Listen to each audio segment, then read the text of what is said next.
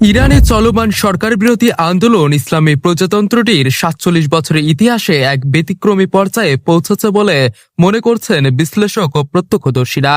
দেশ জুড়ে বিক্ষোভ ছড়িয়ে পড়ায় ইরানি কর্তৃপক্ষ কঠোর দমনপীড়ন শুরু করেছে। এর মধ্যেই আন্তর্জাতিক অঙ্গনেও বিষয়টি নতুন করে আলোচনায় এসেছে।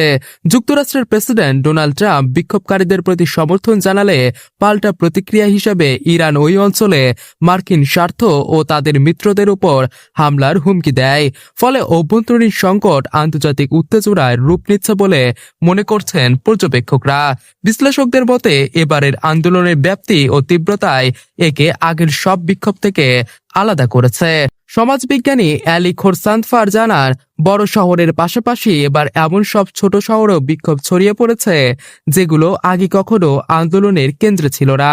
এর আগে ২০০৯ সালে গ্রিন মুভমেন্ট ছিল মূলত বড় শহর ও মধ্যবিত্ত শ্রেণীকেন্দ্রিক। ২০১৭ ও ১৯ সালের আন্দোলন সীমাবদ্ধ ছিল তুলনামূলক দরিদ্র এলাকায়। আর ২০২২ সালে মাহসা আমিনীর মৃত্যুকে ঘিরে আন্দোলন হলেও এবারের বিক্ষোভ আরও বিস্তৃত ও দীর্ঘস্থায়ী হয়ে উঠেছে বলে মত দিয়েছেন বিশ্লেষকরা। ২০২৫ সালের ডিসেম্বরের শেষ দিকে ইরানি মুদ্রা রিয়ালের ভয়াবহ অবমূল্যায়নকে কেন্দ্র করে তেহরানে ব্যবসায়ীদের ধর্মঘটের মাধ্যমে এই আন্দোলনের সূচনা হয়। দ্রুতই তা দেশের পশ্চিমাঞ্চল সহ বিভিন্ন এলাকায় ছড়িয়ে পড়ে। দ্রব্যমূল্যের ঊর্ধ্বগতি ও তীব্র অর্থনৈতিক সংকটে ক্ষুব্ধ মধ্যবিত্ত শ্রেণীও এতে সক্রিয়ভাবে যুক্ত হয়। পর্যবেক্ষকদের মতে এই আন্দোলন ইরানের রাজনৈতিক ইতিহাসে এক গুরুত্বপূর্ণ মোড় হিসেবে বিবেচিত হচ্ছে।